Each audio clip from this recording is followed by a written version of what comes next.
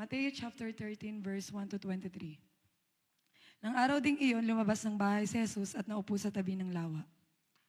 Napakaraming tao ang nagtipon na sa paligid niya, kaya sumakay siya sa isang bangka at doon umupo habang ang mga tao na may nasa dalampasigan.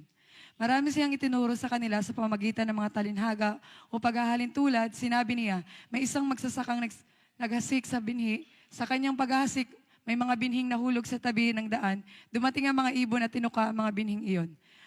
May mga binhi namang nahulog sa mabatong lugar kung saan walang gaanong lupa, mabilis na tumubo ang binhi dahil mababaw ang lupa. Ngunit natuyo rin ito ng masikatan ng araw at dahil hindi malalim ang ugat, namatay ito.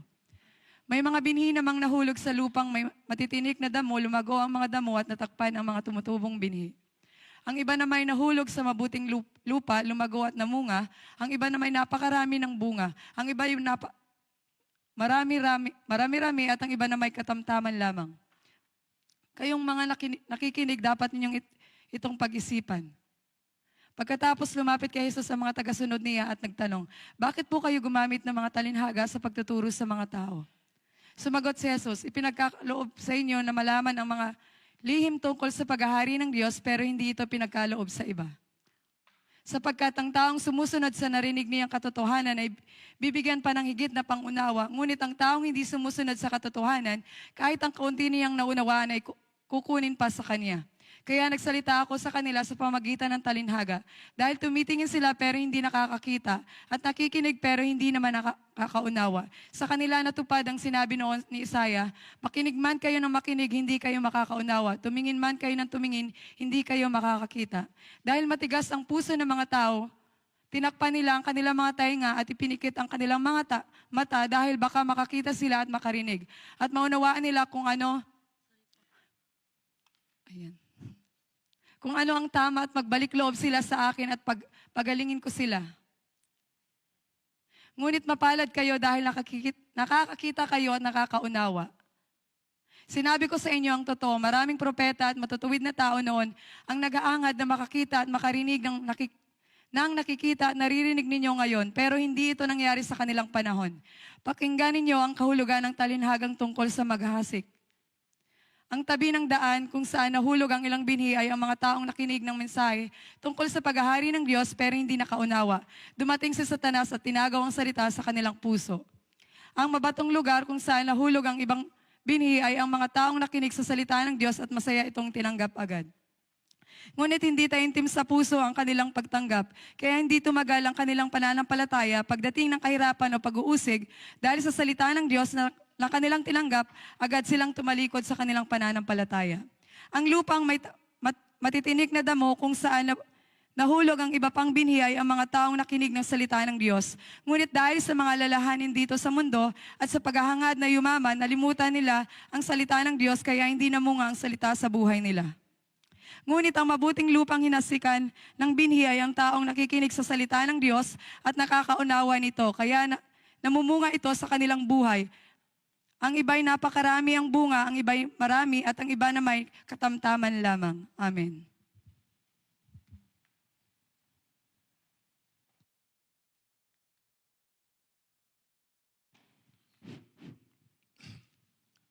Officer, if I were you, I will put some sticker or some mark here. What is number one? Okay, for me. 너무 유명한 구절인데요. Di ba po sobrang sikat na verse to sa atin? So we don't know what is mine actually. Do you understand what I mean? 갑자기 이 구절이 오늘 생각이 나서 좀 나누고 싶습니다. Bigla ko lang naisip yung verse na to kaya parang gusto ko i-share sa inyo. 네 가지 밭이 있어요. Di ba may apat na klase na lupa? 첫 번째는 돌짝밭이고 스토니 필드고. Yung una, madaming bato. 그런가? 저기 영어로는 어떻게 되지? 길가. 첫 번째 길가죠, 길가. Yung una doon lang sa sa parang daanan. 두 번째는 돌밭이고. Pangalawa sa mabato. 그리고 세 번째는 가시떨기. thorny 있고. Pangatlo doon sa mga matitinik na thorns. 네 번째는 좋은 땅입니다. Pangapat, magandang lupa. 내가 옛날 교회 다닐 때는 성도들 중에서 네 가지 성도가 있는데 그 중에서 특별히 좋은 성도가 있다라고 이렇게 배웠어요. Dati, nung pupunta po ako ng church, tinuro sa amin na may 4 na klase daw na members. 그래서 May 4 na klase ng members, tapos dun sa 4 na klase na yun, may parang magaling na member daw. 그래서 이 네 가지 성도들이 다 천국 가는 것으로 난 배웠습니다. So, parang narinig ko dun sa church namin na yung 4 na klase na lupa, lahat makapunta sa langit. 거의 대부분의 교회들이 이렇게 가르칠 거예요. Siguro kadamihan ng mga simbahan, ganun din yung turo sa 그래서 이 네 kanila. 번째 성도가 좋은 밭이 복을 많이 받는다. Sinasabi lang nila na yung magandang lupa, pinapagpala pa ng Panginoon. 그런데 내가 진리를 더 진리에 대해서 갈급하고 더 연구하고 했을 때는 이것이 그렇지 않구나라는 생각이 들어요. Pero simula nung nauuhaw ako sa katotohanan, tapos pinag-aralan ko talaga kung ano ba yung tama, nalaman ko na hindi pala totoo yung sinasabi nila.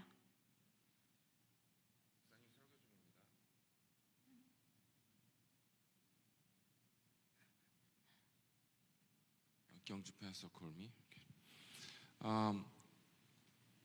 그러면 이 앞에 세 가지는 천국에 못 가는 것이 아닌가 이런 퀘스천을 할 수가 있어요. So, di ba, maka-question natin, kung yung tatlo, kung ganun, yung tatlo bang lupa na to, makakapasok ba sila sa langit o hindi? 처음에 내가 그런 퀘스천이 생겼어요. May question ako dati na ganun. 그리고 묵상을 하고 기도하면 정말 이 사람들은 천국 못 갈 것 같아요. Tapos, habang binemeditate ko siya, tapos habang nagpe-pray ako, parang mas nararamdaman ko na hindi sila makakapasok sa langit. 근데 그것은 내 필링입니다. Pero feeling ko lang siya. 내 게스예요. Parang guess ko siya. 어떤 성경적인 어떤 근거가 그땐 부족했었어요. Dati, wala naman parang, kulang ako sa evidence, biblical evidence. 근데 내가 좀 더 깊은 진리에 접속을 해서 더 연구를 했을 때는 내 마음속에서 더 큰 확신으로 이제 자리 잡게 됐습니다. Pero nung naging mas malapit ako sa katotohanan, tapos inaaral ko siya, mas naging sure ako na hindi sila makakapasok sa langit. 옛날에는 이제 결혼할 때 연애 결혼이 아니라 이제 가문끼리 이야기를 해서 그 여자가 데려와서 이제 결혼했습니다. Di ba 우리가. dati pag bansa nagpapakasal, lalo na yung bansa namin, hindi by relationship tapos magpapakasal sila. Yung parents mismo yung magbibigay ng kung sino yung magiging asawa niya. 한국만 그런 게 아니라 전 세계가 부모들의 동의가 있거나 가문끼리 동의가 있으면 그냥 결혼하는 경우가 정말 많았어요. Di ba, hindi lang sa Korea, madaming mga bansa nung panahon na yon na kung okay yung mga magulang na magpakasal sila, nagpapakasal sila. 근데 이게 여자의 가장 큰 주 목적은 아들을 낳는 거예요. Yung pinakamalaking purpose ng babae or yung gawain ng babae is magkakaroon ng anak, son. 요즘 여자들은 이 이야기를 들으면 우리가 애 낳는 기계냐 하고 치욕스럽게 생각할 수 있을지 모르지만 여태까지 이 모든 세상은 6천 년 동안은 여자는 애 낳는 게 주 목적입니다.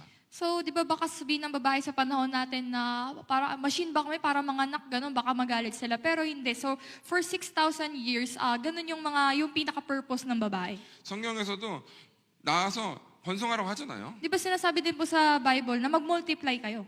그래서 애를 잘 낳는, 특별히 아들을 잘 낳는 여자가 복 있는 여자예요. So, nung panahon na yon, yung babae na madaming anak, lalo na yung babae na madaming lalaking anak, siya yung pinagpalat. 그래서 중세 시대 때 초상화를 보면 여자들이 약간 좀 풍성합니다, 몸이. So, di ba kung titignan natin sa mga mid-ages, yung mga babae, parang medyo chubby sila. 약간 좀 강한 것 같은 힘이 있는 여자들이 이제 인기가 있었어요. Yung panahon na yon, hindi sobrang skinny yung gusto ng mga lalaki. Yung medyo may chubby, medyo mukhang may lakas. 지금 이제 날씬한 여자들의 인기가 있는 건 요 지금 한 50년입니다. Di ba ngayon na parang sobrang sikat sa atin yung mga skinny na babae, ganun, within 50 years lang nangyari yun. 아무리 남자가 어디 가서 예쁜 여자를 아내를 하려고 그래도 집안에서 쟤는 애를 못 낳는 여자 같다 이러면은 아니 힘들어요. Kahit na sobrang nagustuhan na lalaki yung skinny na babae, pag sinabi ng magulang niya na feeling ko hindi siya magkakaroon ng anak, hindi siya pwedeng maging asawa. 이 집안, 이 가문이 문이 닫지 않으려면 아들을 낳아줘야 되는 거예요, 여자가. Bakit? Kasi para yung blood nila hindi masira, hindi ma-broke yung blood nila, kailangan yung babae magkaroon ng anak.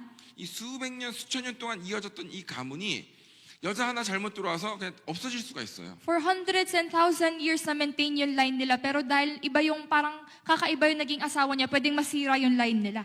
그럼 이 선조들의 수많은 노력들, 땅을 사고 또 이제 부를 획득하고 이런 모든 것들이 너무 중요하단 말이에요. 그걸 다음 세대로 넘겨야 된단 말이에요. Bakit? Kasi yung mga gawain ng ancestor, yung pinaghirapan ng mga ancestor natin, bumili sila ng lupa, nagtanim sila, tapos naging mayaman sila, kailangan nila ma-inherit to sa mga generation nila. 근데 좋은 것을 이 가문에 축적한 가정일수록 이것이 너무 아까워서 잘 연결해주고 싶은 마음이 있습니다. So the more na malaki yung wealth na meron kami sa pamilya namin, mas nasasayangan sila pag wala silang anak. Gustong-gusto nilang mabigay ito na pure. 굉장히 사업을 크게 하는 이 멀천트 유럽에인데 그런 패밀리들은 자식들을 다 재정으로 맡겨서 큰 사업가를 만들려고 그래요. Di ba yung mga merchants dun sa Europe, sobrang mayayaman sila, malaki yung business nila. So gusto nila na itong malaking business na to, ma-inherit ko sa anak ko. 학문을 하는 가정들은 잘 자식들을 길러서 아주 대학자들을 만들려고 그래요. Tapos yung mga taong matatalino, yung sobrang maganda talaga yung pag-aaral nila, may mga degree sila, ganun. Gusto din nila yung mga anak nila ma-inherit yung wisdom nila. 정치를 하는 가문들은 정말 똑똑한 애를 찾아가지고 정치를 이 정치 가문을 이걸 연결하려고 그러는 거죠. Yung mga taong nasa politics, gusto nila na maghanap sila ng sobrang may wise na anak para mapasok din sa politics. 근데 그 중에서 나는 싫어. 난 그림 그리는 나의 삶을 찾고 싶어. 내 인생을 찾고 싶어. 그러면 그 아이가 이 가정의 이 가문의 근심이 됩니다. Kapag gano'n, di ba kunyari may mga gano'n yung mga pamilya, pero may isang bata, may isa sa mga anak nila na gusto niya, ayoko magdodrawing ako, ayoko kakanta ako. Pag may gano'n, magiging malaking word yun sa heart ng mga magulang. 아버지가 평생을 바쳐서 이룩한 것, 이 조상들이 평생을 바쳐서 대대로 바쳐서 이룩한 것을 이 애가 나는 그런 거 싫어요 이래 버리면 없어져 버리는 거야. 이게 여태까지 쌓았던 것들. Malaking sadness yun sa heart nila kasi buong buhay ng tatay niya na ginawa niya para i-inherit sa anak niya, buong buhay ng mga ancestor niya pinagtrabahuhan para maggawa ng gantong way. Pero sabi niya, gusto ko ng ibang trabaho. Ibig sabihin, masisira yung line na yun sa kanya. 삼성 자식들은 어떻게든지 아버지의 죄를 이으려고 그래요. 왜? 그게 얼마나 귀한 건지 알기 때문에. Siyempre, nung brand ng Samsung, lahat ng mga anak doon sa brand ng Samsung, gusto nila, sila yung magiging next na mag-aari ng company na yun. Kasi alam nila yung value ng Samsung. 한국인 50 밀리언 중에서 자기가 이 가정에 태어난 건 완전 럭키하고 chosen life라는 걸 알기 때문에 이거를 난 딴 거 하고 싶어요. 그런 생각을 아예 안 합니다. Among 50 million Korean person, dahil sobrang malaking blessing na pinanganak siya dun sa loob ng family ng Samsung, never sila nag-iisip na maghanap ako ng ibang way. 현재도 마찬가지. 형제들끼리 싸웁니다. diba, 어떻게든지 아버지 거에서 물려받으려고. Hyundai, yung mga brothers nila, lagi sila nag-aaway kasi gusto nila ma-inherit. 왜? 이것이 너무너무 귀한 것을 알기 때문에. Alam nila kasi sobrang malaki yung value na to. 근데 다른 인생, 자기 인생에 관심이 있으면은 위에 부모님들이 윗세대들이 정말 바보가 태어났구나 이렇게 생각하는 거예요. Pero kung may sarili kang gustong puntahan, sasabihin ng mga magulang mo, mga ancestors mo, bakit ganyan siya? Foolish siya. 근데 여자를 이제 데려오는데 이 여자가 애를 잘 낳은 태가 좋은지 운이 좋을지 안 좋을지는 알 수 있는 방법이 없어요. Di ba once na nagkasal na sila, pero hindi natin malalaman, walang way para malaman kung maganda ba yung womb niya o hindi. 일단 결혼을 해서 애를 낳아봐야 됩니다. Malalaman lang natin pag once nagkakasal sila, tapos kung may anak na siya.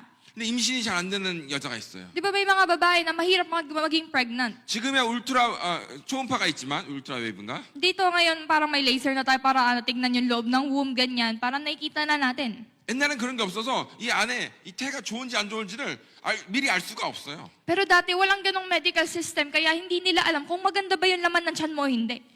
겉으로 봤을 때는 건강합니다. 이 여자는 건강합니다. Baka yung out appearance maganda, parang mukha siyang healthy, ganyan. 겉으로 볼 때는 이 여자나 저 여자나 다 활발해요. Feeling natin, siya, parang maganda din yung character.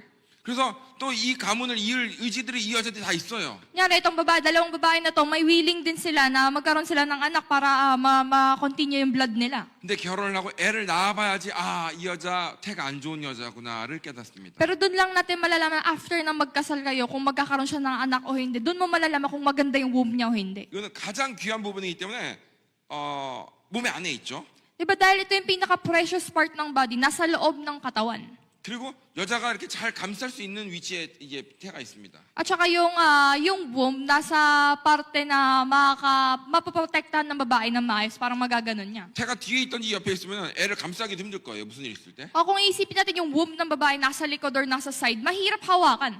목에서 애가 자란다고 생각해봐요. Ay isipin nyo dito sa neck na parang lumalaki yung bata. 얼마나 사고가 많이 나겠어요. Diba sobrang daming magiging aksidente doon. 근데 항상 여기 때문에 그냥 보호하기 너무 쉬운 거예요. Pero dahil nandito sa tiyan, sobrang madali protektahan. 왜? 가장 중요한 부분이기 때문에. Kasi yun yung pinaka-importanting part. 근데 그것이 숨겨져 있다. Na naka-hidden siya.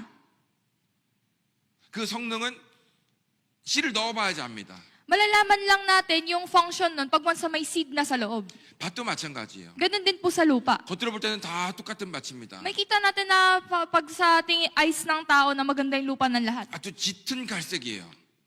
Parang sobrang dark brown na soil. 그래서 이 밭이나 저 밭이나 좋은 밭 같대요. So feeling natin, maganda din yung lupa na yun, maganda din yung lupa na to. 근데 어떤 밭들은 밖에서 보면은 안 좋은 밭이지만 어떤 밭들은 밖에서는 위에서는 좋은데 안에가 안 좋은 밭들이 많아요. May mga lupa na maganda tingnan sa out appearance, pero doon sa loob, hindi maganda. 그럼 이 밭이 좋은 밭인지 좋은 밭인지 어떻게 알 수 있을까? Paano mo malalaman kung maganda yung lupa o hindi? 씨를 심어 봐야 됩니다. Magtanim ka. 태가 숨겨져 있는 것처럼 이 땅도 그 성능이 안에 숨겨져 있어요. Katulad ng womb is hidden. Yung land din, land is hidden. 심었을 때 이게 안 좋은 밭이었구나. Doon natin malalaman pag sa nagtanim tayo, hindi pala maganda yung soil na to. 그래서 씨를 받아야 됩니다. So kailangan may matanggap kayong seed. 하나님 말씀을 받아야 되는 거예요. Kailangan yung matanggap yung word ng Panginoon. 하나님 말씀을 정말 좋은 마음으로 들으면은 반드시 열매를 맺게 돼 있습니다. If sobrang ganda talaga ng heart nyo habang nakikinig sa word ng Panginoon, magkakaroon kayo ng bunga. 이게 패밀리잖아요. Kasi family line natin to eh. 우리가 여자입니다. May babae tayo. 우리가 영적으로 여자예요. Spiritually babae tayo. 예수님의 감을 이어나가야 되는 여자예요. So, kailangan natin ma-maintain yung bloodline ni Jesus Christ. So, babae tayo 이 집안으로 spiritually. 시집 왔어요. So, dito na tayo nagpakasal. 옛날에 한국에서는 결혼하면은 남자 집안에 들어가는 거거든. Dati sa Korea, pag once na nagpakasal kayo, papasok sa bahay ng lalaki. 성경에 그러죠. 여자가 엄마 집에 떠나서 남자 집에 들어가는 겁니다. Di ba nakalagay po sa Bible na yung babae leave her parents, tapos papasok doon sa parents ng lalaki. 그래서 그 사람이 되는 거예요. 그 집 사람이. So yung babae, hindi na siya parte ng family niya, parte siya ng family ng lalaki. 우리가 예수님과 결혼하면 세상이란 집에서 완전 떠나서 이 집 사람이 되는 거예요. So ibig sabihin, pag once na nagpakasal tayo kay Jesus Christ, dapat yung dati nating buhay na mundo, hindi na natin bahay yun, may sarili na tayong bahay. 그래서 이게 뉴 패밀리가 되는 거예요. So ibig sabihin, new family na yun. 이게 내 집이에요, 이제. Ito yung bahay ko. 이 집이 잘 되도록 내가 최선을 다하고 헌신해야 되는 겁니다. So ibig sabihin, para maging maganda yung quality ng bahay ko, bibigay ko yung best ko, ako yung mag-e-effort doon. 이런 열정이 생긴다. Magkakaroon ng passion. 좋은 집안에 결혼한 여자일수록 이 집안을 위해서 애를 많이 낳아야겠다는 욕심이 생깁니다. The more na maganda yung napakasalan ng babae na house, parang maganda yung meron sa kanila. Gusto ng babae na magkaroon ng maraming anak para ma-inherit ng mga anak niya. 아니 나 아들 하나 낳았으니까 이제 안 낳을래. 그건 굉장히 큰 신뢰고 나쁜 여자예요. Pag once na may babae na sobrang gandang family na napuntahan niya, tapos sabi niya, nagkaroon siya ng anak na isa, sabi niya, ayoko na. Ibig sabihin, nakakahiya yun sa parents ng lalaki. 아들을 많이 낳을수록 그 여자가 그 집안에서 영광을 받습니다. The more na madaming lalaking anak yung babae, nag-glorify yung babae dun. 지금 여러분이 이 집안에 하나님 나라에 들어오면은 애를 많이 낳고 싶은 욕심이 들어야 되는 거예요. So pag once na kayo nakapasok kayo sa house ng Panginoon, dapat may passion kayo, dapat may heart kayo na gusto ko magkaroon ng madaming anak. 난 제자 하나 있으니까 난 제자 안 낳을란다. Meron akong isang disciple, sapat na yun. 많이 낳으면 피곤하다. Pag once na madaming disciple, nakakapagod. 그건 악한 여자예요. Evil babae yun, evil na babae. 미련한 여자가 우리 집에 들어온 겁니다. Foolish na babae yung pumasok sa loob ng house. 그 집안이 대단한 집안일수록 애를 많이 낳고 싶은 것처럼 이 최고의 집안 예수 그리스도의 집안이었기 때문에 우리는 애를 많이 낳고 싶은 요 동기가 생길 수밖에 없다. So, ibig sabihin na pag once na mas maganda yung parang family na babae na napasukan niya, di ba gusto niya magkaroon ng madaming anak, tayo bilang wife ni Jesucristo, dahil nakapasok tayo sa sobrang magandang bahay, dapat may passion kayo na magkaroon ng madaming anak. 애를 적게 낳고 싶으면 지금 네가 누군지 모르고 네가 시집 온 이 집이 얼마나 대단한 집안인지 몰라서 그런 거예요. Kung gusto mo magkaroon ng konting anak, hindi mo alam kung sino ka, hindi mo alam kung sino yung pinasukan mo. 그런 여자는 수치심도 없습니다. 제자가 없는데도 수치심이 없어요. Yung mga ganong klaseng babae, hindi sila nahihiya kahit konti lang yung anak nila, kahit konti lang yung disciple nila. 편하게 신앙생활하는 걸 좋아합니다. Gusto nila magkaroon ng komportableng buhay. 아멘. 이제 이 밭을 샀는데 심었어요 다. Binili ko na yung lupa na to, tapos nagtanim ako. 근데 이쪽에는 다 잘 자라는데 저 끝쪽에 잘 안 자라는 거야. Dito sobrang ganda ng mga bunga, doon parang hindi nagbubunga. 이상하다. Bakit kaya ganun? 근데 길가에 뿌렸나? Nalagay ko ba doon sa daanan? 가서 봤는데 길가는 안 뿌렸어요. Nung pumunta ako doon, hindi naman siya daanan.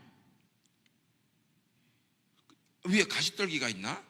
May mga thorns. 근데 가시떨기도 없고 먼지도 없어요. Wala naman thorns. Wala naman 햇볕으로 dust. 가리지가 않아. So hindi naman natatakpan yung sun. 똑같단 말이에요. So ibig sabihin, parehas yung lupa. 근데 안 자라는 거예요. Pero hindi tumutubo dito. 안에 돌이 있구나. Malalaman natin, may stone sa loob. 그래서 팝니다. So didig natin yung ground, di ba? 돌이 있었어요. May bato. 자갈들이 너무 많은 거야. Sobrang daming bato. 아, 그래서 뿌리가 안 자랐는구나. Kaya pala hindi lumalago yung roots. 그래서 뿌리가 안 자라니까 이게 나무가 안 자랐구나. Dahil hindi bumaba yung ugat, kaya hindi nagkaroon ng puno. 그래서 돌을 드러냅니다. So, di ba tatanggalin lahat ng mga bato? 그리고 다시 심어요. Tapos, magtatanim ulit. 자랐는데 별로 안 자랍니다.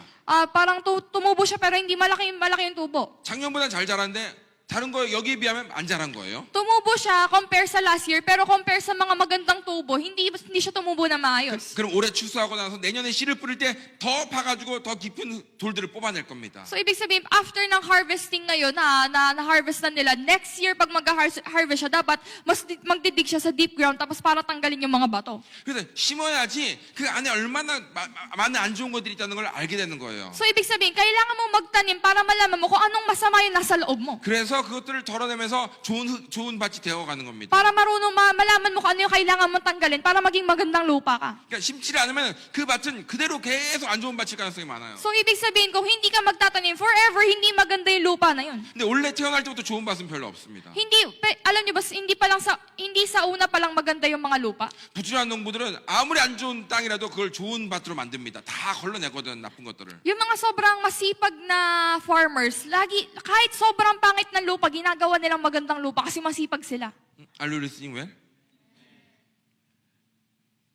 말씀을 듣고 사역을 해봐야서 열매를 얻어야지만 내가 안 좋은 밭이었다는 걸 알 수 있습니다. So, ibig sabihin, kailangan nyo makinig ng Word of God, kailangan nyo mag-try ng ministry para makapagtanim kayo. Doon nyo malalaman kung magandang soil ba kayo o hindi. 나는 신앙생활 이렇게 했는데 왜 이렇게 제자가 없을까? Ganto na yung ang tagal-tagal ko na dito sa church, pero bakit ang konti ng disciple ko? 나는 신앙생활 이렇게 했는데 내가 왜 이렇게 메시지가 약할까? Ang haba-haba kong panahon nandito sa church, pero bakit ang pangit ng message ko, walang power? 사역을 해야지만 알 수 있는 거예요. Doon mo lang malalaman pag once na nagkaroon ka ng ministry. 사역을 안 하고 있으면은 자기가 어떤 밭인지도 모르고 죽어서 주님 앞에 서는 겁니다. Kung hindi ka nag-try ng ministry, hindi mo malalaman kung anong klase kang lupa, tapos mamamatay ka doon sa harapan, mamamatay ka, tapos doon mo nang papakita kay Jesus Christ, yung soil mo. 근데 주님은 열매로 판단하시는데 앞에 세 개의 밭은 열매가 없어요. Diba, pero di ba sabi ni Jesus Christ na I will judge by fruit. So, pero yung binanggit na tatlo na lupa doon sa harapan, walang bunga. Understand? 그래서 사역이 중요한 거예요. 여러분이 누군지를 알 수 있거든. So, importante yung ministry, hindi lang para mag-save ng iba. Malalaman nyo kung sino kayo. 어떤 사람은 지혜가 안 자랍니다. May mga tao na hindi tumutubo yung wisdom sa kanila. 일을 하는데 계속 지혜가 없는 일을 많이 만들어요. Lagi silang nagtatrabaho pero walang wisdom yung trabaho nila. 이제 말하다 못 알아듣는 사람 많아요, 여러분. 사람 말귀를 못 알아듣는 사람이 많다고. Madami talaga mga tao na kahit simple yung sinabi mo, hindi nila naintindihan na maayos. 13절에 보면 저희가 보아도 들어도 깨닫지 못한다. Verse 13 nakalagay dito na kahit nakita mo, kahit narinig mo, hindi mo maunawaan. 19절에 보면 이 길가밭은 씨가 떨어졌는데 깨닫지 못했다. Verse 19, di ba nakalagay na naglagay daw ng seed pero dahil daanan siya, hindi daw nila naintindihan. When anyone hears the message about the kingdom and does not understand it. 여러분 사람 말귀 못 알아듣는 사람만큼 답답한 사람이 없습니다. Alam mo, sobrang mahirap talaga kausap yung mga taong hindi nakakaintindi. Listening everybody? 정말 답답해요. Sobrang hirap talaga. 아무리 착한 사람도 분노를 하게 하는 방법이 있는데 아주 맑게 못 알아듣는 놈 옆에 붙여놓으면 금방 분노합니다. Kahit sobrang bait na tao, may isang way para galitin siya. Papapantay mo yung tao na hindi nakakaintindi, magagalit yun. 여러분 어떤 사람이에요? Kayo po, anong klaseng tao kayo? 일을 하면은 일을 못하는 걸 깨닫고 내가 지혜가 없구나를 깨달아야 되는 거예요. So, ibig sabihin, pag once na may trabaho kayo, tapos nalaman yung lagi kayong may mistake or hindi kayo nakaintindi, dapat alamin nyo na wala kong wisdom. 어제 우리 딸이랑 새벽 1시, 2시, 3시, 4시쯤에 우리가 지혜와 지식에 대해서 이야기를 했었는데 잠깐. Yesterday, yung daughter ko, tapos ako, nag-usap po kami hanggang 3 to 4 a.m. about wisdom. Tsaka wisdom and knowledge. 성경에서는 충성되고 지혜 있는 종이라는 표현이 자주 나옵니다. Diba, nakalagay po sa Bible na faithful and wise servant. 그러니까 충성된 사람이 지혜가 생기는 거예요. So, ibig sabihin, kung sino mang faithful, siya yung magkakaroon ng wisdom. 충성된 사람에게 지혜를 주시는 거예요, 하나님. Kung sino man faithful, binibigyan ng Panginoon ng wisdom. 잠언에서는 정직한 자에게 지혜를 주신다 이렇게 돼 있어요. And nakalagay sa Proverbs na kung sino man honest, bibigyan ng wisdom. 근데 하나님께서 지혜를 안 주는 사람이 있어요. Pero meron yung Panginoon na hindi niya binibigyan ng wisdom. 하나님께서 지혜를 주고 싶지 않은 사람이 있어요. May mga tao na ayaw bigyan ng Panginoon ng wisdom. 교만한 사람, Arrogante. 충성되지 않는 사람, Mga taong hindi faithful. 거짓된 사람 Yung mga taong laging may sinungaling. 안 줍니다. Ayaw niya magbigay. 어떻게 하면 안 줄 수 있냐? 하나님께서 안 주려고 뺏는 게 아니야. 지혜가 가고 있는데 하나님께서 막 스네치하고 뺏는 게 아니라고. Hindi pumupunta yung wisdom sa'yo tapos sinasnatch ng Panginoon. Hindi siya ganun. 교회가 부흥하려면 교회가 작다는 걸 인식하고 교회 부흥에 대해서 간절한 갈급함이 생겨야 돼요. 헝거가 생겨야 돼. Pag once na gusto mo magkaroon ng revival, kailangan mo muna malaman na maliit pala yung church namin, tapos gusto ko magkaroon ng revival, kailangan may hunger kayo para mag-pray ng ganun. 근데 목사님들한테 교회 작다 그러면 그 이야기 듣기 싫어합니다. Pero pag sinabi natin sa mga ibang pasto, ang liit ng church mo, ayaw nila makinig ng ganun. 그러니까 갈급함이 생길 수가 없어요. Kaya hindi sila magkakaroon ng thirsty heart. 헝거를 가지고 기도해야지 그게 응답이 되는데 그게 없습니다. 안 됩니다. 그러니까. Kailangan may hunger sila habang nagpa-pray para ma-answer yung prayer na yun. Pero wala silang hunger. 내가 우리 사역자한테 너 지혜 없어 이렇게 몇 번 합니다. May mga sinabihan ako ng mga minister namin na wala kang wisdom. 기도를 하라고 말합니다. Ibig sabihin nun, mag-pray ka. 어떤 사역자들은 정말 지혜를 위해서 기도하겠다 그래요. May mga ibang minister na, 죄송하다고. may mga ibang minister na sinabi nila na magpa-pray talaga ako para sa wisdom. 지혜가 없는 거에 대해서 자기가 지혜 없는 거에 대해서 미안해합니다. 교회와 하나님과 리더에게 미안합니다. May mga minister na sobrang feeling sorry sila dahil wala silang wisdom sa harapan ng Panginoon, sa harapan ng mga leader, sa harapan ng mga tao dito sa simbahan. 그래서 하나님 내가 하나님을 사랑하고 교회를 사랑하고 목사님을 돕고 싶은데 지혜가 없습니다. 하나님 주세요. 막 이렇게 간절히 기도하면 하나님께서 지혜를 조금씩 한 방울씩 흘려줍니다. Pag basta nagpa-pray ka talaga sa Panginoon, Panginoon, gusto ko tumulong sa simbahan, gusto ko tumulong sa senior pastor namin, gusto ko magitulong talaga sa simbahan, bigyan mo ko ng wisdom. Kapag ganon, yung Panginoon, pakonti-konti bibigyan ka ng wisdom. 근데 어떤 사역자한테 지혜가 없다면 내가 왜 지혜가 없냐 그렇게 해요. Pero may mga minister na pag sinabi na wala kang wisdom, sabihin, wala akong wisdom, hindi, may wisdom ako, bakit ganyan sinasabi mo sa akin? 자기가 지혜 없다는 걸 깨닫지 못하는 거예요. Ibig sabihin, hindi niya nalalaman na wala siyang wisdom.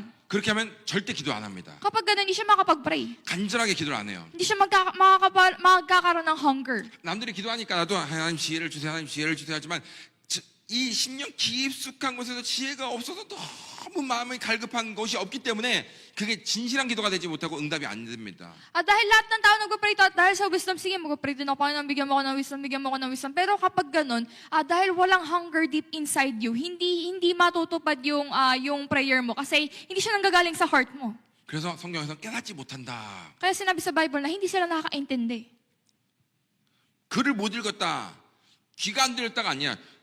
보고 들었는데 깨닫지 못하는 거예요. Hindi sinabi dito na bingis sila. Hindi sinabi dito na hindi sila nakapagsalita, hindi sila nakakapagkita. Sinabi dito na nakarinig sila, tapos nakita nila, pero hindi nila naunawaan. 일을 해야지만 자기가 어느 부분에서 지혜가 없는지를 알 수 있습니다. Kailangan mo magtrabaho para malaman mo kung anong parte ba kung walang wisdom. 사람을 섬겨봐야지, 제자를 섬겨봐야지 자기가 얼마나 땀보고 얼마나 셀프 센터들이지 사랑이 없는지 긍휼이 없는지를 알 수가 있어요. Kailangan mong mag-serve ng tao, kailangan mong magkaroon ng ministry para malaman mo yung tampo character mo, para malaman kung gaano ka ka-selfish, para malaman mo kung gaano ka arrogante. 어떤 사람은 사역자라서 메시지가 일단 말할 기회가 있습니다. 설교할 기회가 있어요. 사역자들은 메시지를 선포할 기회가 있어요. Di ba yung mga ministers, may mga binibigyan kayo ng chance para mag-declare ng message ng Panginoon? 그런데 여기서 설교할 수 있는 사람이 몇이나 되겠어요? Pero iilan ba yung makakapag-preach dito sa harapan ng pulpit? 그게는 별로 없습니다. O konti lang yung mga chance na bibigay sa'yo ng 근데 ganito. 제자가 있으면 계속 말씀을 가르치잖아, 그치? Pero pag once na may disciple ka, everyday pwede kang magturo sa kanila. 여러분 그런 경험이 있었을 거예요. 제자들 놓고 설교를 하고 이 시간이 쌓여질 때마다 여러분의 메시지가 깊어진다는 걸 깨달은 적이 있어요. Siguro may mga ganun kayong experience na tuwing nagde-discipleship kayo tapos tinuturuan nyo sila, nalalaman nyo na nagiging deep yung message ko. 내가 10대고 겨우 20대인데 내 메시지가 깊구나. Parang teenager pa lang ako, youth pa lang ako, pero nagiging malalim yung preaching ko. 그거는 계속 쓰니까 그렇게 된 겁니다. Kasi lagi mong ginagamit, kaya nade-develop ka. 물을 기르지 않으면 우물이 말라버려요. Di ba pag once na hindi tayo parang umano na tubig doon sa balon, nagiging nanunuyo yung balon. 계속 길러내야지 우물이 끝없이 나옵니다. So ibig sabihin, kailangan lagi ka kumuha ng tubig doon sa balon para madaming tubig yung aapaw. 계속 길러내면 더 시원하고 더 맛있고 더 깨끗한 물들이 나옵니다. Kung lagi mong iinom yung tubig doon sa balon, mas maganda, mas fresh na tubig yung lalabas sa balon. 그래서 여러분이 자주 메시지를 전할 수 있는 사람이 되어야 된다. So dapat gumawa gumawa kayo ng system na lagi kayo makapag-share, lagi kayo makapag-share ng message. 말씀을 듣고 사역을 하지 않으면 아무것도 개발되지 않아요. Pag once na hindi kayo nakikinig ng, pag once na nakinig kayo ng Word of God, tas wala kayong ministry, walang mangyayari sa buhay nyo. 아멘.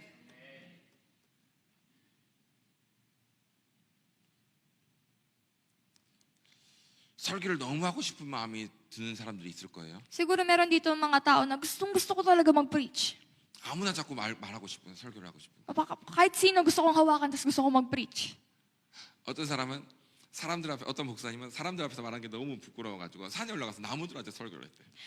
May isang pastor daw na sobrang nahiya daw siya mag-preach sa harapan ng tao, kaya pumunta daw doon siya sa bundok, tapos doon siya nag-preach sa harapan ng mga puno. 내가 그런 간증 많이 들었어요. Madami akong narinig na ganun testimony. 너무 하나님 메시지를 강하게 선포하고 싶은 거야. Gusto ko mag-declare ng message ng Panginoon. Jesus is coming. Jesus is coming! 근데 사람들 앞에서 말하기가 말 못하겠다. Parang hindi lumalabas sa bibig niya. 근데 막 하고 싶은 거야. 안에 불이 나오니까. Nahiya ako pero parang gusto ko kasi may fire ako sa loob. 그래서 여러분 나무한테도 안 해봤을 거예요, 그치? Siguro wala naman dito na nag-preach sa puno. 걔한테도 안 해봤을 거예요, 메시지를. Siguro kahit isa sa inyo hindi kayo nag-try mag-share dun sa aso. 근데 메시지를 전하면 전할수록 더 전하고 싶은 파이어가 올라옵니다. Pero the more na nag-share siya, nagkakaroon siya ng fire na gusto ko mag-share pa. 그때 말씀이 나를 사로잡았구나를 알 수 있는 거예요. Doon natin malalaman na your word of God overwhelmed me. 그럼 말씀에 여러분이 사로잡히려면 어떻게 되냐? 설교자로 계속 가야 됩니다. 사역자로 계속 가야 되는 거예요. Kung 여러분. gusto niyo ma-cover kayo ng word of God, ano ba kailangan niyo pumunta? Kailangan niyo pumunta lagi dun sa para makakapag-share kayo na place.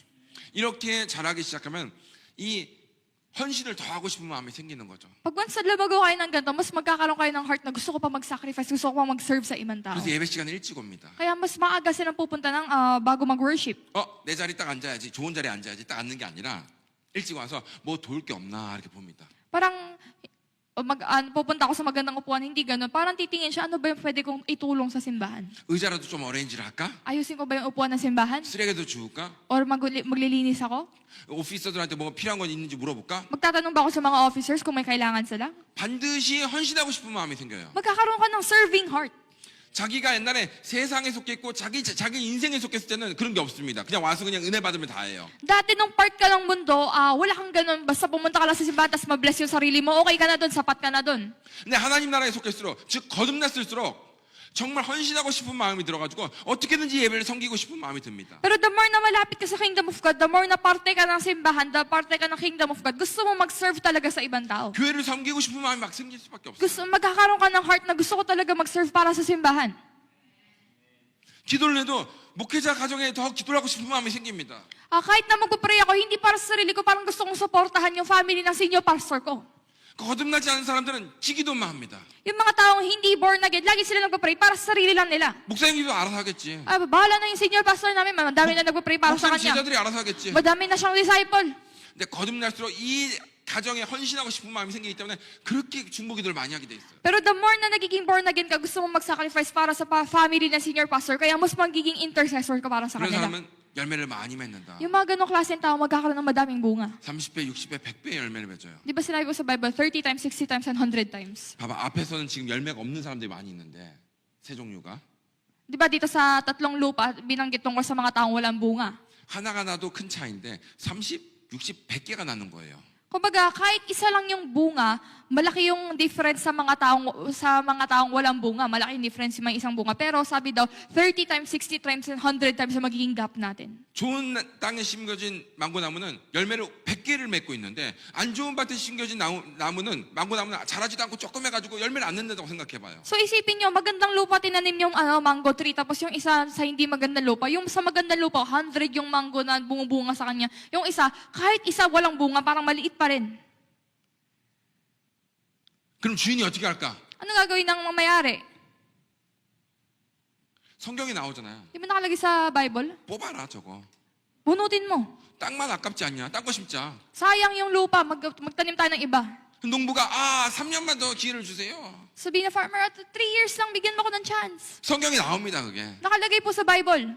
이렇게 포기하고 싶지 않은 거야, 농부는 지금. Kumbaga ba, bilang farmer, ayaw niyang tanggalin yun. 제발 나에게 사역의 길을 주세요. 열매를 맺어보겠습니다. Sobrang sayang, bigyan mo ko ng chance para mag-ministry, magkakaroon ako ng bunga.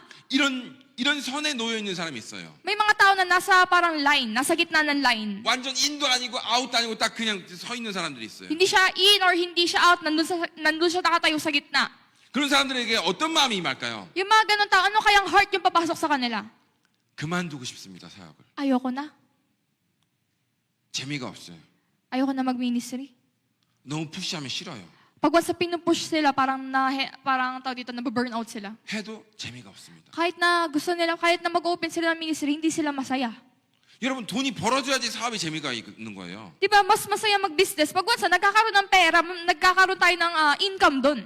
성도가 퀄리티가 늘어서 성자가 되지 않고 퀀티티가 늘어서 성도 수가 많아져야지 목회가 재밌는 거예요. Kailangan maging madami yung quantity, tapos maganda yung quality ng members para maging masaya mag-ministry. 근데 제자 수를 늘지 않고 제자도 잘하지 않으면 재미가 없어지게 돼 있어요. Pero kung yung disciple mo hindi dumadami, hindi din lumalago, hindi masaya mag-ministry. 근데 이런 거의 대부분 사역자들은 이 제자들을 탓합니다. Pero kadamihan ng mga ministers, iniisip nila na fault ng mga disciple ko. 아니야, 씨는 똑같아. 밭이 안 좋아서 그런 거예요. Isipin nyo, parehas yung seed na binigay sa inyo dahil hindi maganda yung lupa, kaya hindi yan lumalago. 이해합니까, 여러분? Naintindihan nyo po? 이해를 해야 돼요, 이해를. Kailangan maintindihan nyo. 이해를 하면 어떤 마음이 생겨요. Kasi pag once na naintindihan nyo, doon kayo nagkakaroon ng desire.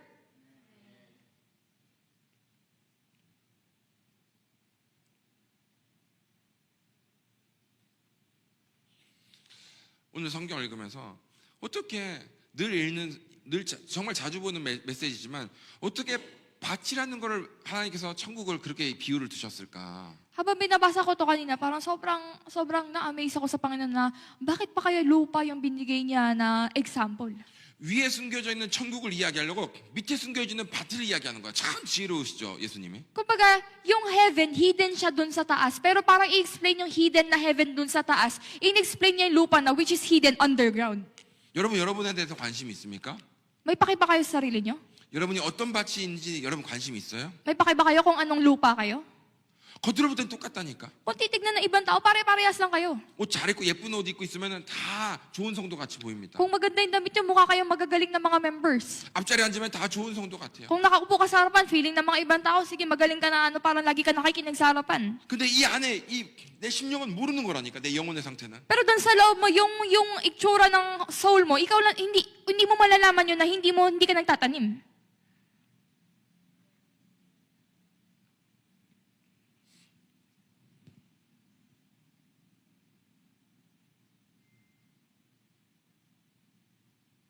Amen. 들어가 있어. It's so difficult actually, because it's the field, rice field. That's why it's so difficult. If we can see that your condition, we can say you are 60, he's 80. We can say it like that, but it is hidden. That's the only humble people will think deeply. Who am I? Who am I? What kind of soul I have? But arrogant people, they will say, what is my problem? They will say it like that. They will not think about his condition. I just come to church. I just come to church 10 years, 5 years. I'm adult. I have a ministry. I have the position. They will think like that. He will think like that. She will respond like that.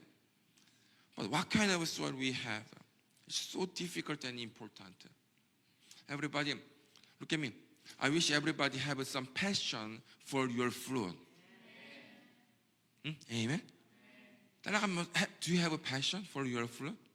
Yesterday I said to somebody, I'm praying for your disciple like this. But that minister said to the disciple, and disciple said, yes, I will serve that. I will serve ACC like that.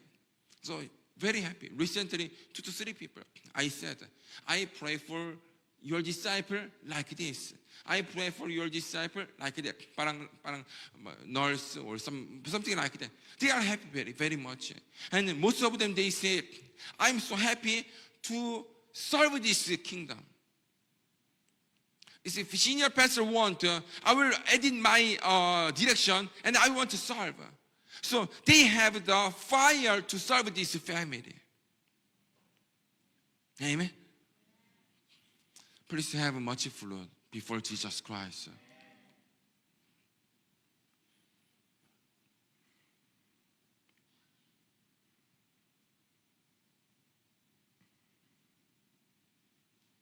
Yesterday, I started to write. My father started to work, and Joshua and Kim and Pastor Josephine. But for me, it did come to me, and then I started to do something. Make the theme, make the small theme, some structure. I finished the structure yesterday. So, talaga, thanks to the Lord, because so many people said, even first sentence is so difficult. But yesterday, within 2 hours, I made all the structure, finished the structure. So I can put some story in some structure. It's a finish. All the branches, some big branch finished. So from today, I can draw only the leaves and the fruit on the tree. It's already finished. So God gave me the wisdom for the writing book. It's very interesting, very easy, and then doing well, actually. That's why I want to publish book again and again. God gave you different wisdom to all of you. Everybody have a different talent. So what kind of talent I have? If I want to glorify God, so I want to dance. Nobody will be blessed. We really pray for my wife and me. Pray for the Hagam dance. Few days ago, my wife brought the Hagam and then taught the 1, 2, 3. But she lost the tempo continually. So you must find first what kind of talent it was given to me from the Lord. So if I have a talent, if I make the nice song, and then one song is so difficult for me, but 10 books is very easy for me. So I must do this. If I'm foolish, I will try to dance, I will try to sing, something like that. I will try to another things. But I realize, I know I'm not perfect. I have many problems. I have many mistakes. I don't have a full of the wisdom. So what kind of wisdom I have to use this. Why? Because time is limited. I want to have many fruit before the Lord, but problem is time is limited. And then talent is limited. If I can live 1,000 years, I will start to draw from today. Okay, 100 years I will draw. Dance, okay, 200 years I will dance. Maybe when I become 400 years old, maybe I can dance very much. So I will try from today. Faithfully I will try. I can say like that, but our life is within 100 years. And Filipino cannot live more than Korea. Korea is #1 nation, the longest life. So if the Korean finish 80 years old, Filipino finish 60 to 70 years old, but still Korean 80 years old, they are healthy. So if you think my the best time is until 50 years old, so how many years do you left? How many years do you have? So must think about it. Limited time, limited talent, so must focus on the best talent. That's why I have some major talent and then middle talent and then lower talent. I don't focus on this. I will work with the best talent. My best talent is talking, is the writing. Do you understand what I mean? Please find your talent in you and then focus on that. Everybody have a special talent to be very special people, to be very fruitful, to be very popular, to be very famous, to be very some nice with authority. Everybody have that talent. So the foolish people, why they fail? Why they are poor? Why they don't have a fruit? Why they are not popular? Why they don't have power? Why? Because they don't have a talent. No, main talent. But they focus on the another minor talent. Understand what I mean? They focus on another talent, minor talent. I don't want to be the Bible school, theology school, because I'm not that people actually. I'm not that people. But if my some preaching from the Revelation. That is from the one sentence, one word, and I make it. The theology is must from A to Z must study everything, focus on the knowledge. But I don't focus on knowledge. I mean, it's not interesting for me. I'm interested for the knowledge, wisdom. I'm more interested in the revelation.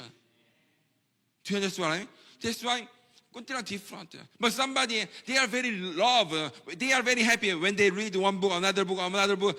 When they are gathering the knowledge, they are happy. So they should be that kind of people. But I'm the Bible school student, professor. Somebody love to preach, but kulang wisdom. Very simple guy. But want to preach strongly, like evangelism. Go outside. Cannot have a big church. Cannot have a big church. He cannot have the Bible school. But like Benny, he can be the popular, the evangelist. Everybody have a different talent. You will be very successful. Say amen, everybody. Amen. Say to each other, focus on your main talent. Say again, you will be very successful.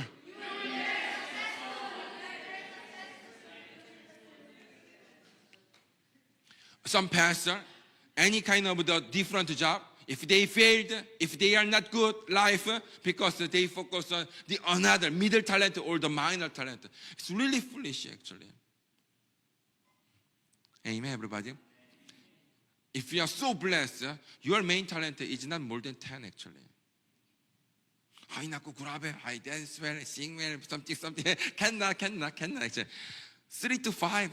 Somebody very blessed people because the fathers they did well to the Lord. That's why they are very blessed family. Maybe 10, under 10 like that, but not more than 10. You write down your main talent.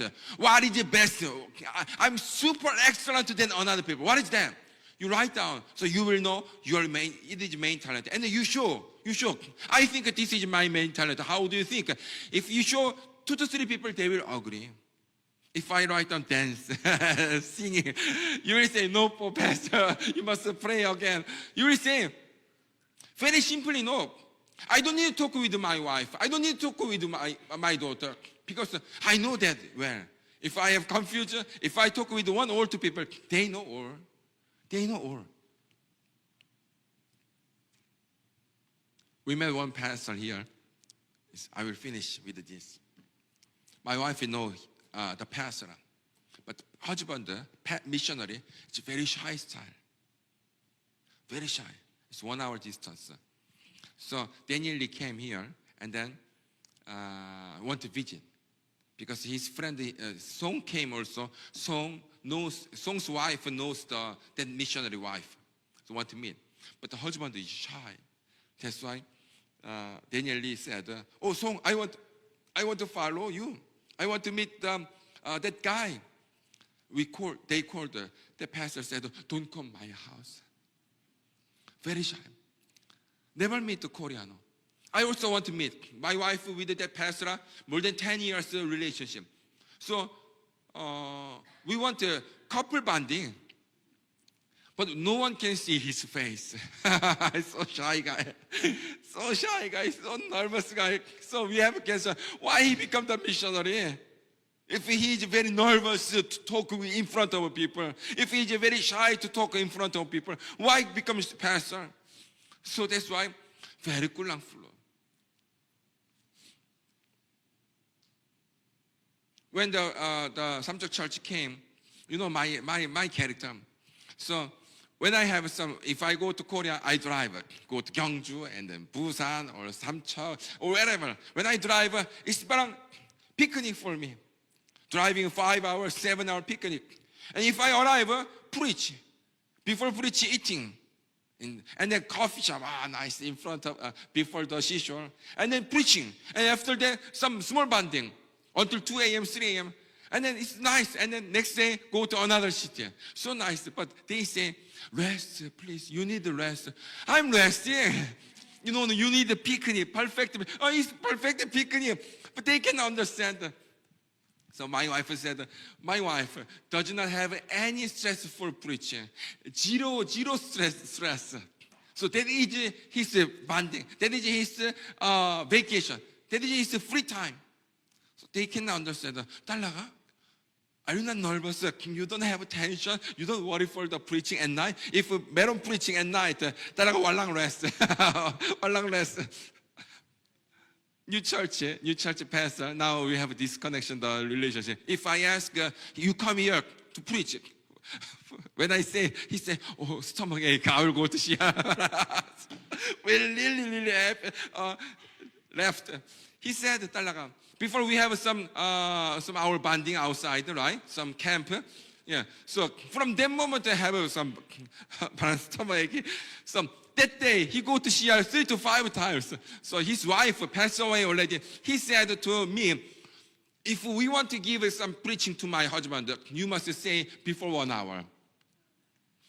If we say in the morning or 1 week ago, 2 weeks ago, continually nervous and the stomach aching. But for me, 딸라가 왈랑 stress, zero stress. So if I go to some different places and then bonding and then even 30 minutes ago before the preaching and the enjoy and then talking and eat nice food. After that also some pastor 이거 주었어. Already finished. 아유 왈랑 battery. Let me go to hotel. I don't say let's bonding. Okay, 2 a.m. You don't go home. You don't go to sleep. parang like that. So nice. Parang that character. So I'm interested for this job. You must find your talent. Amen, everybody. Even you don't have talent, if you love that part, God will give you talent. God will give you wisdom. Amen, everybody. So,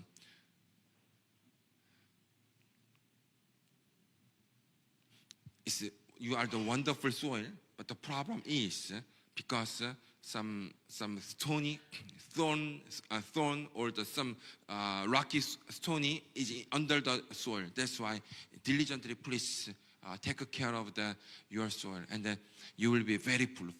Okay, let's pray. Okay, let's pray. 10 minutes, 5 minutes for you, and another 5 minutes for Korea.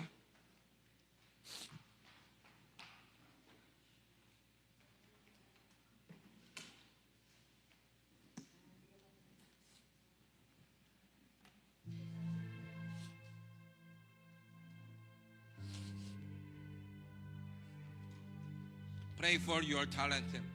Lord, I want to be full. I want to be prosper. I want to be great. I want to glorify. I want to glorify you. I want to bless your family. I want to make many disciples for your family. Your family will be big through me. I will have many children.